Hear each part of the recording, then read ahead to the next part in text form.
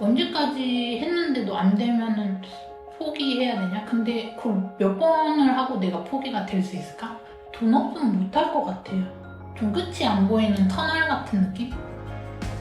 여수 MBC 특별기획 라디오 다큐멘터리 지방 난임 부부 지원 프로젝트 15%의 이야기 4부 정책의 벽.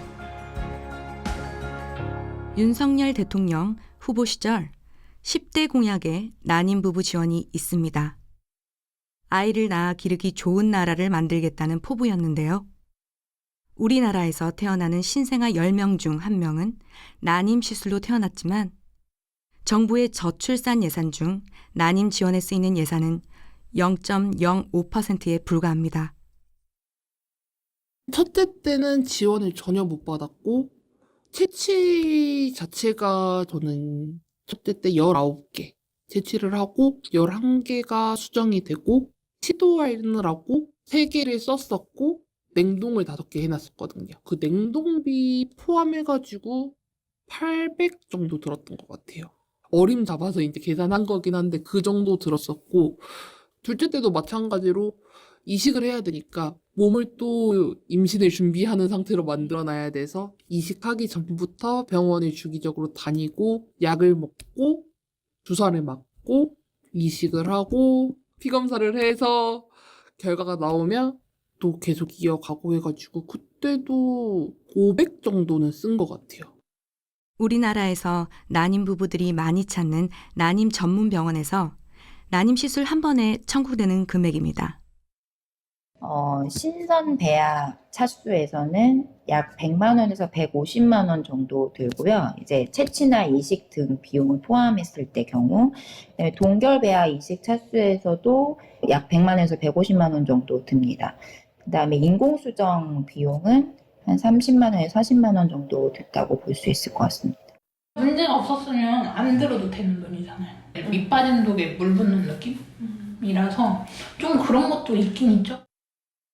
난임 시술비 지원 정책은 빠르게 바뀌고 있습니다. 올해는 소득 수준에 관계없이 시험관 시술 비용 중 신선 배아는 110만 원, 동결 배아는 50만 원, 인공수정은 30만 원을 지원합니다. 지원 횟수도 체외 수정과 인공수정을 합쳐 아이당 25회로 사실상 횟수 제한을 없앴습니다. 작년까지만 해도 난임 시술비 지원은 중위소득 180% 이하로 소득 제한이 있었기 때문에 지원금을 받으려면 부부 중 한 사람은 휴직이나 퇴사를 해야 했습니다. 외벌이로 한 번에 평균 150만 원의 시술비를 감당하며 생활하기는 쉽지 않죠.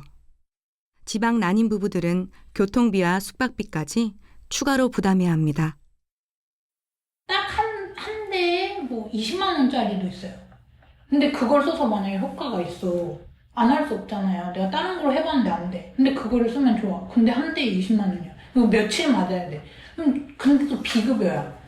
내가 그걸 고스란히 해야 되니까. 제가 알기로는 진도군에는 산부인과가 없어요. 그래서 진도 군수님께서 광주로 다 가시니까 5만 원 정도? 1일 5만 원 계산해서 그거 주는 걸로 알고 있고. 그래서 제가 이제 무한 군수님도 만났는데, 무한 군수님도 하반기에는 한번 진행을 해보겠다. 그 하반기 추경 예산인가? 그걸로 해서 한번 해보겠다 했는데, 아직까지는 시행은 안 된 것 같아요. 교통비 많이 아니어도 진짜 좀 해주시고, 아니면 SRT나 KTX, 요번에 목포의 역사 새롭게 짓는다 하는데, 제발 좀 시간 좀 많이 좀 늘려달라. 올라가는 시간은 뭐 그렇다 쳐도 내려오는 거는 좀 많이 좀 해달라. 고급좌석 좀 더 많이 만들어달라. 진짜 채취하고 내려오면은 저는 통증이 별로 없는데 통증 많으신 분들 계시거든요. 좀 약간 기울여서 누워서 오시는 게 더 좋으니까 그런 거 배려 좀 해줬으면 좋겠어요. 난임 시술 과정에서 난임 부부들을 또 한 번 울리는 건 비급여 항목입니다. 올해부터는 3개 항목, 그러니까 유산 방지제 20만 원, 착상 유도제 20만 원, 배아 동결비 20만 원을 지원하도록 정책이 바뀌었는데요. 주사 한 대에 20만 원, 비싼 건 한 대에 40만 원짜리 주사도 있습니다. 몸 상태에 따라서 꼭 필요한 주사나 약도 비급여인 경우가 많아 지원을 체감하기 어렵다고 합니다. 난임 치료 중 자궁 근종이 발견돼 로봇 수술을 받은 서울의 한 언론사에서 기자로 일하고 있는 사례자의 이야기입니다. 저는 자궁근종 복강경 로봇 수술을 받았어요. 그 수술이 비급여 수술이었어서 종합병원 입원 한 3박 4일 정도까지 포함해서 1,200만 원이 들었거든요. 2년 정도에 2천만 원 정도 쓴 것 같은데 그 중에 정부 지원금이 380만 원 정도 되거든요. 그 정도이고 다행히 저는 10년 전부터 들었던 실손 보험이 이 로봇 수술의 이제 일부를 보조해줘서 1년 난임 생활 동안 그래도 한 700~800 정도밖에 들지 않은 선방했다고 생각합니다. 급여, 비급여를 구분을 지을 것 같으면 정말 꼭 써야 되는 약이나 이런 거에 한해서는 그냥 급여로 풀어줘도 괜찮지 않을까. 필수적으로 써야 되는 거라면 지원을 해줄 수 있는 거잖아요. 냉동으로 제가 이식했을 때 지원되는 금액 30만 원이거든요. 근데 제가 썼던 금액은 둘째 때도 500만 원이에요. 나머지 차액은 다 제가 부담해야 되는 건데. 그게 만약에 급여로만 바뀐다고 해도 금액이 훨씬 더 줄어들 거고 그런 부분에 있어서 개선됐으면 좋겠고 이직할 때 30만 원 지원 받았는데 30만 원 큰 돈 맞아요. 큰 돈이 맞는데 내가 내야 되는 금액에 비해서는 너무 소소하니까 그게 크게 와닿지 않는 거예요. 소득 제한, 그리고 시술 횟수 제한이라는 벽은 없어졌지만 여성이 나이에 따라 지원금을 차등 지원하는 전라남도의 정책은 여전히 이해할 수 없는 정책의 벽입니다. 12차례에 걸쳐 난임 시술을 받은 결혼 3년차 41살, 무안 사는 타그네 씨의 얘기입니다.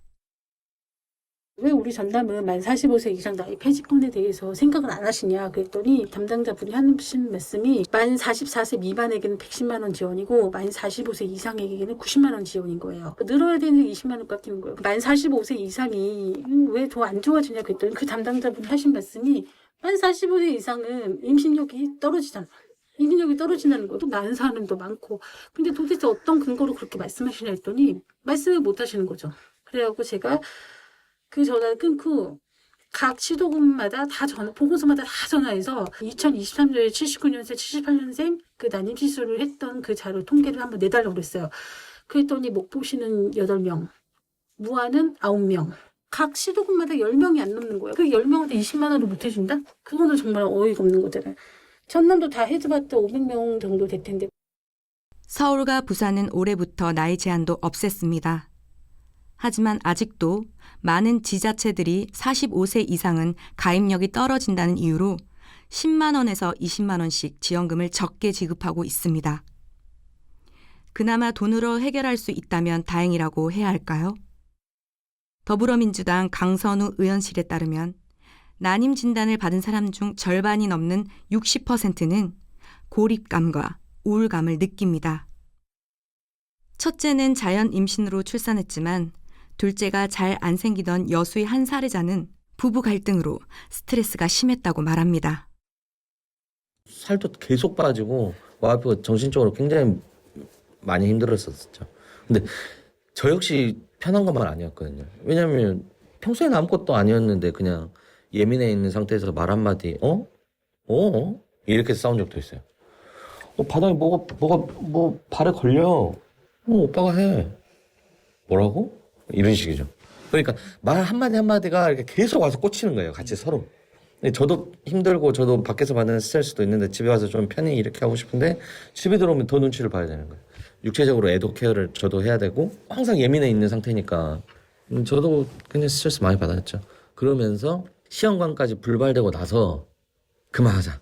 우리가 애가 없는 게 아니라 애가 하나 있는데 이렇게까지 애썼는데 안 되니 이거는 뭐 불가항력적으로 우리가 설명할 수 있는 부분은 없다.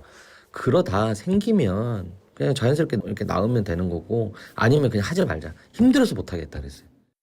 2018년 난임 부부들의 마음을 케어하고 우울증을 상담하는 난임 우울증 상담센터가 국립중앙의료원에 생겼습니다. 국립중앙의료원 중앙난임우울증 상담센터 전명욱 센터장입니다.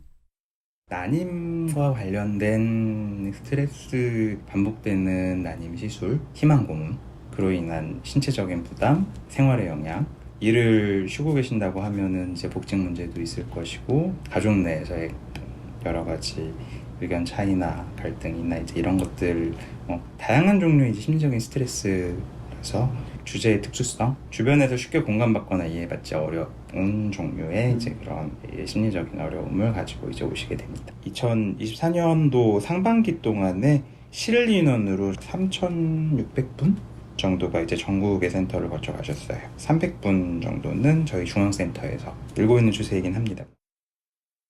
올해 8월 기준 난임 우울증 상담센터는 전국에 7곳이 있습니다. 국내 난임 인구는 26만 명이 넘지만 전국의 센터 운영 예산은 한 해 14억 원 정도. 권역별 센터가 늘어나고는 있지만 난임에 관심 있는 지자체가 센터 설립을 희망하는 방식, 즉 지자체 매칭 사업으로 진행됩니다. 난임으로 지친 마음을 상담받기 위해선 센터가 있는 곳을 찾아 또 멀리 가야 합니다. 아무래도 이제 입장이나 여건들이 차이가 있으실 수밖에 없고, 인식 정도나 이제 절실하게 생각하시는 정도가 지자체별로 또 여건이나 상황들이 좀 다르시다가 보니까 그래도 실질적으로 운영이 되려면은 결국은 살림이 가능해야 되는데, 여기에 대한 좀 의지 및 이제 예산 투입이 약간씩은 차이가 좀 있으신 것 같아요. 인식에 숨고 시간에 쫓기고 이들을 보살피지 못하는 정책에 숨겨져 있던 15%의 난임 부부 이야기. 이 프로그램은 난임 부부들의 용기에 의해 만들어졌습니다. 어렵게 드러난 15% 이야기에 우리는 잘못된 인식을 거두고 응원과 격려를, 정책적 배려를 보낼 차례가 아닐까요? 이들의 용기를 어루만져 줘야 하지 않을까요? 중앙난임우울증 상담센터 전명욱 센터장의 얘기입니다.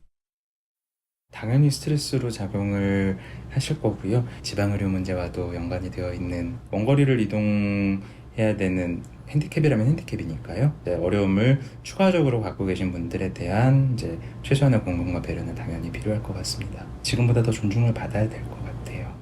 포기하지 마세요. 그 사실 그대로를 인정을 하고 그 상황에 맞춰서 노력을 한다라고 하면 충분히 타개할 수 있는 일이거든요. 절대 주눅 안 들고 부끄러워하지 않고 그냥 묵묵히 본인들의 가정을 위해서 최선을 다하다 보면, 물론 안 될 수도 있죠. 안 될 수도 있지만 그 마음만 포기하지 않고 한다라고 하면 좋은 결과가 있지 않을까. 여수 MBC 특별기획 라디오 다큐멘터리 지방 난임 부부 지원 프로젝트 15%의 이야기 4부 정책의 벽. 구성 이선아, 내레이션 황보라, 연출 이영선이었습니다. 이 프로그램은 방송문화진흥의 지원을 받아 제작되었습니다.